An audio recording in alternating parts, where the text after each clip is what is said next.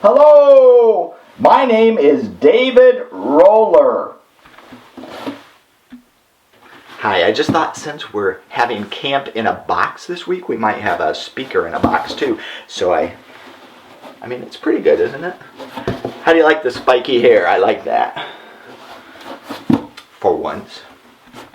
My name is David Roller, and I'm going to be the camp speaker this week. We're going to be talking about the stories of God. And of course, the idea isn't just to tell you stories. The idea is always to help us connect our lives, our stories that we're writing, with God's bigger purposes and his intent for us. Now, this first story starts with a man that we call the father of faith, Abraham. Had the story been written by a woman, it probably would have included Sarah, his wife, because really together they are the parents of faith, if you will, Abraham and Sarah. But it really begins, as all of our stories do, with Abraham's father, a man named Terah. Now, Terah lived in a place called Ur, which has always struck me more as a growl than the name of a town. But I live in a town called Spring Arbor, and I don't know what that means. I know what an arbor is, and I know what a spring is, but I don't know what a spring arbor is. Anyway, I live here. So Ur is this place from which God speaks to Terah. And he invites Terah on a journey. He invites him to move from where he is to another place. And the new place is so good, this place he promises him, that it becomes known as the land of promise. So God says to Terah, come on, let's go to this new place. The land is called Canaan. Let's go to this land of promise, Canaan. So Terah gets all the family together and he says, here's what God's telling me to do. Who's with me? And some of them said, yeah. And some of them said, no, I think we'll stay here. So a number of them set out on this journey from which they were never to return. Are you following a little bit what this might mean for us as God speaks to us? You know, God's, at least in my experience, God's always calling us to new places. God never says, okay, now just sit back, relax, coast. There's something about this walking with God that implies movement. It implies risk. It implies trusting God because we don't really know what it's going to look like. So Terah takes the family and they start out. Now they're down here in Ur and they have to go over here to Canaan. But you can't go in a straight line because there's a big bad desert in the middle. And you just can't walk across this desert. So they're going to follow the river valley up. And then when they get up there to where it's cooler and nicer, then they're going to swing down along the Mediterranean Sea down to the land of Canaan. So they start out in the first day and they set up their tents and everybody's happy. We're on this journey with God. This is great. Second day, third day, fourth day. I mean, week after week they're walking. Finally they get up here to a city called Haran.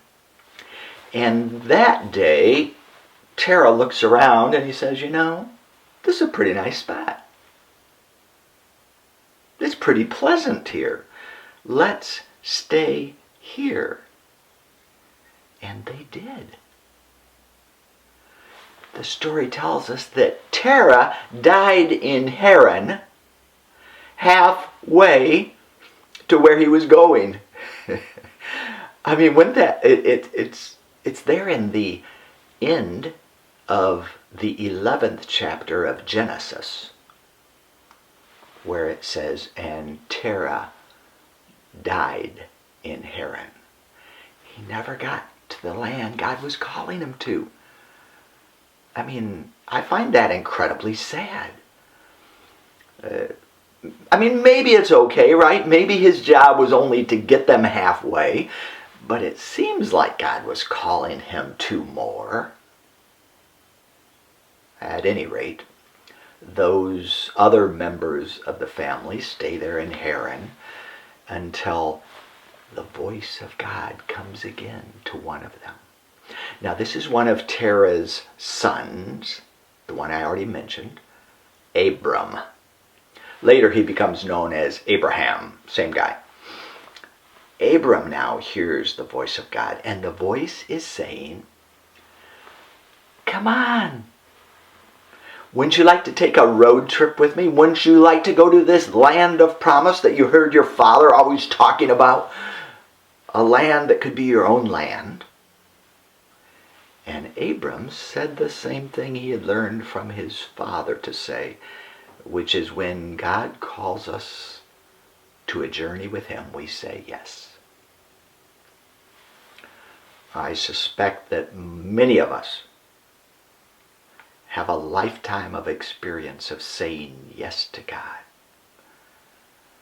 And I want to be one guy who's encouraging you to continue that journey. Don't stop halfway. Don't make it so your children are the ones who have to continue that journey, because God will have their own journey for them. I can assure you of that.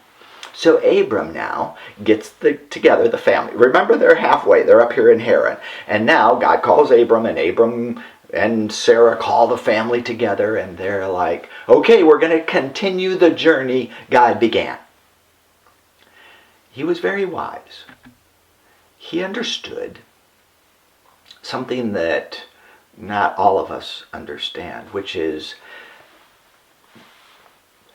that to be faithful to the vision of our forebearers, our spiritual ancestors, to be faithful to their vision doesn't mean staying where they got to. I mean, that's often the tendency, to try to just freeze in place the way it was when mom and dad or grandma and grandpa or whenever, or when I was a kid. And that's never what God's calling us to. He's always calling us to the new thing he's doing. And it's going to be a new place. So this is one of the strange corollaries of following God, is that you can't stay where you're at and go to where he's calling you to. You can't do both of those things. You have to decide. It's a fish or cut bait moment, right? Am I going to stay here? And I was going to say stay stuck, but that sounds a little mean, doesn't it? I don't mean stay stuck, but just continue as I am. Or am I going to stretch with God for the new thing he's calling me to? And some of you know exactly what I'm talking about. Perhaps all of us do. Perhaps for every follower of Jesus, there is this whisper of an adventure in our hearts. I don't mean like climbing Kilimanjaro type of adventure. I mean a trusting him as he leads us to new places kind of adventure. So I was mentioning these corollaries that go along with following this wooing spirit of God. And these are the two corollaries that confronted Abram at that moment. Because I'm sure when he said, hey, let's continue this journey, we're going to this land of promise, that those who were thoughtful at all would have said, where is this land? And Abram didn't know. He just knew the one he was going to follow. So this is one of the corollaries. One of the things that always happens when we follow God is we're not quite sure where we're going. We may have notions, right? We may know a step or two. In fact, it reminds me kind of like the GPS on my phone, so I put in an address, and if I push the right button on my phone, it will indicate every turn that I'm to make from here to Mississippi or wherever I'm going. But it doesn't tell me all that normally. Normally it just tells me the next turn. Like in 6 miles, turn right. right? It'll tell me the next turn. And that's kind of how God does it, at least in my experience. He doesn't usually lay out for us, okay, now you're X number of years old, and by the time you're 15 years older, you're going to do da, da, da, da, da. And he doesn't just give us the printout of here are all the turns and twists and turns along the way. Usually he says, let me just walk with you. I'll tell you a step or two. Then would you be willing to trust me? You see, this corollary, this necessary part of following God is really what it's about, even more than the destination. It's more about this listening and following a good God who loves us so much and wants better for us, and also wants to make us a blessing to others. In fact, that's what God had said to Abram when he was there in Haran, and he's invited him, and he says, leave your people and your land and go to a new place I will show you. Not that I have shown you, but I will show you. So let's just get comfortable with not knowing.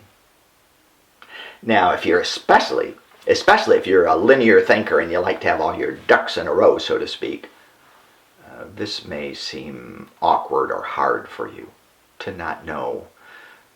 For some of you who are, what do they say, multi-active people or lateral thinkers, you won't have any problem with this because you're comfortable not knowing where you're going. But for most of us, it's a stretch of faith to go somewhere we're not quite sure. This is one reason why Abram is called the father of faith, as I mentioned earlier. It's because he trusted God to guide him on the journey without having to know everything ahead of time. So, how about us? Regardless of life stage, you might be 13, you might be 93. Are we still trusting God? This is the faith journey. So that's one of the corollaries of faith. This is one of the essential characteristics of faith, is that we do not know exactly where we're going, but we trust God to guide as we go along. So Abram, later Abraham, begins that journey. Now the second corollary, which I have experienced, is we never feel like we're the right one to take this journey. You know, we feel like we don't have enough money. We feel like we don't have enough training.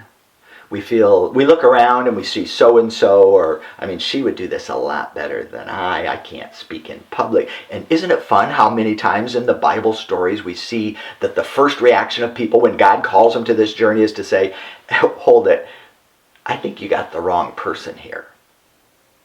You know, I'm from the smallest tribe, or why would you choose me? Or look at so-and-so. So this is the second part of faith, is overcoming this sense of insufficiency, perhaps even of inferiority. Perhaps it's just a tiredness even. I mean, sometimes that happens to us all, doesn't it? We just feel exhausted and out of gas, and how can I keep on? I'm not the right one now, God.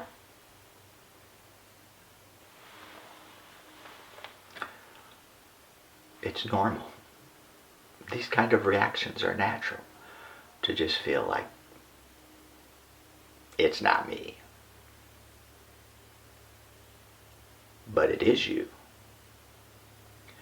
I am certain that it is you. And I'm aware I'm not speaking to just one person, and yet I am. See, God's not only a God of the whole world, he's a God of the whole world, every individual, every man, woman, child. He calls each one of us to this faith journey. So Abram and Sarah, really I should be calling her Sarai because later she becomes Sarah. They both get new names later on in their journey of faith.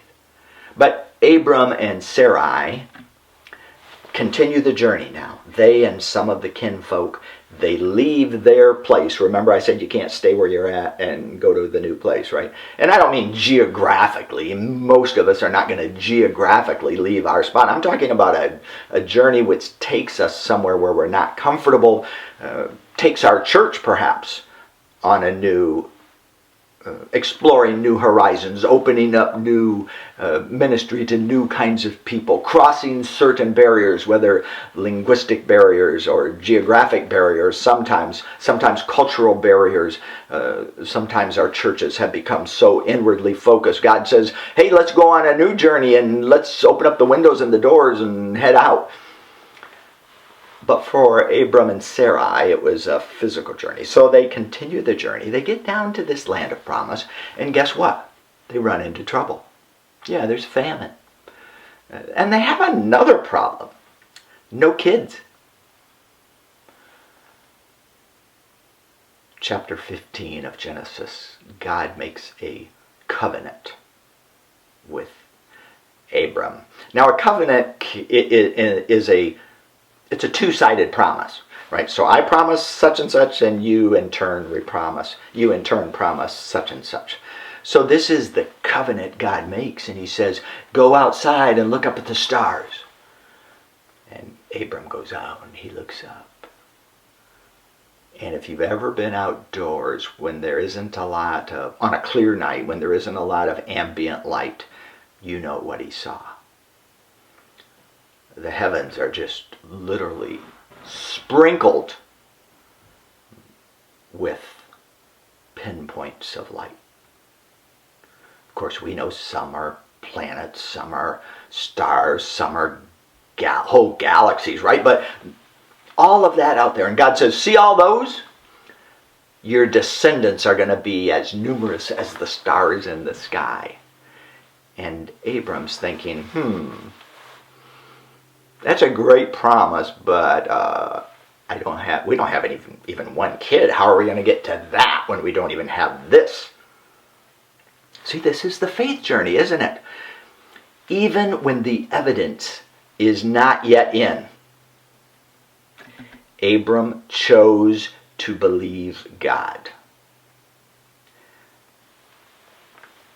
Even when the evidence is not yet, even when you can't say, God has said X, and I believe him because I have this proof and this proof and this proof, even when you don't have any proof. So at this point, it was just Abram and Sarai and a dark desert night and the Word of God. And for Abram, that was enough. That's why he and Sarai are he's the father of faith. She is the mother of faith, because they made this decision in spite of evidence to the contrary. Because now Abram is an old man. Sarai is an old woman.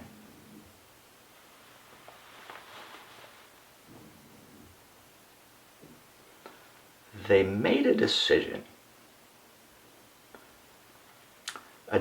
to trust God, even when it didn't appear yet, even when there was no evidence yet that God's promise could come true. And now several years pass and they still don't have a child. God comes by their tent and he says, by this time next year, now the promise is getting specific. By this time next year, I'm going to come by and there's going to be a child here. And Sarai's inside the tent making some food, and she can't help but just laugh inside. See, Sarai and Abram live in the real world. They know where babies come from, and they know that they're past that age, childbearing age. In fact, in the New Testament, it says Abram was as good as dead. I love that expression. And yet they still chose to believe. Now, to be perfectly accurate in our telling of the story, I must tell you that both Abram and Sarai laughed. Their initial reaction was laughter. Like, come on, we're not going to have kids. Who are you kidding, God? That was their initial reaction. But after that initial kind of skeptical reaction, they chose to believe. And sure enough, within a year, Isaac, the son of the promise, was given to them. The beginning of this long history of the offspring of Abram, going to the patriarchs, right? So Isaac has Jacob and Esau, and then Jacob has the 12 sons and the one daughter the 12 sons become the patriarchs of Israel. You've heard of the 12 tribes. Well, those are the 12 sons who are the founders, the patriarchs of those 12 tribes. And then out of the tribe of Judah comes Jesus, the Redeemer of the world.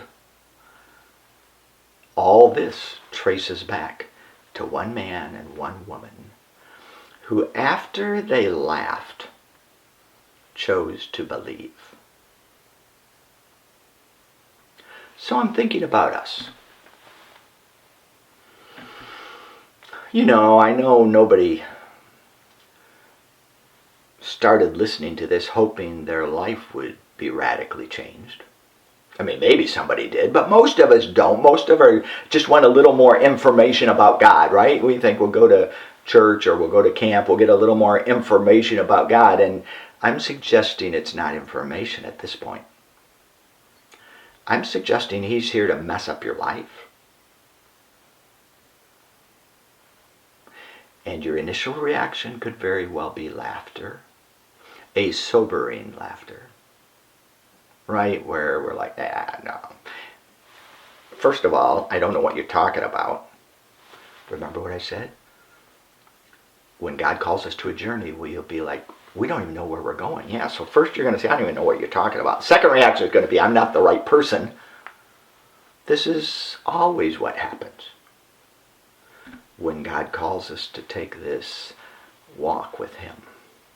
We can't stay where we are and get to where he's calling us. I think the essential characteristic of faith, I think this is fair to say, the essential characteristic of faith is risk. So if we have nothing at risk, we are not on a faith journey with God. Because the definition of faith is trusting God, trusting our future. It's depositing. So take in your hand, this is my future, and you deposit it with God. You say, I give this to you for safekeeping. Well, that's risk. Like when you put your money in some kind of investment, that is a risk with a hope of future return. I think you see where I'm leading us. I'm leading each one of us to this personal inventory, if you will, a personal evaluation, a personal soul searching, like, are we in Haran or are we en route? Are we en route? And I hope the answer for everyone is we are en route. We are on the way. I know it's going to look different for different people. But I just can't help but sense that God is calling us to new things, new places, new people groups, new languages, reaching out, becoming uncomfortable, and being at risk. I'm old enough to understand that there probably is a line of foolishness out there somewhere where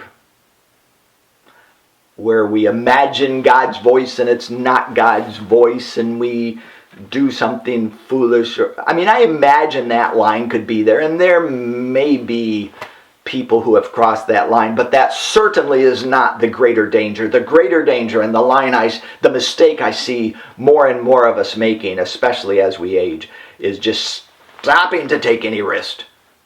Just stopping where we're at, freezing our Christian experience, freezing our exposure to risk, freezing our not our learning with God, because we're great at learning, but freezing our reactions to God, wanting to stay where Daddy got to, wanting to stay in Haran when God's calling us to a new place.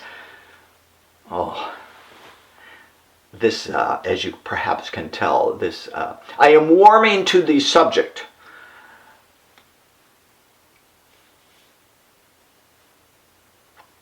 Perhaps you are too. Maybe you just listen to the story of Abram and you say, oh, that's a nice story. But I think a lot of us take it personal. And we think, what's the place? What's the change God is calling me to?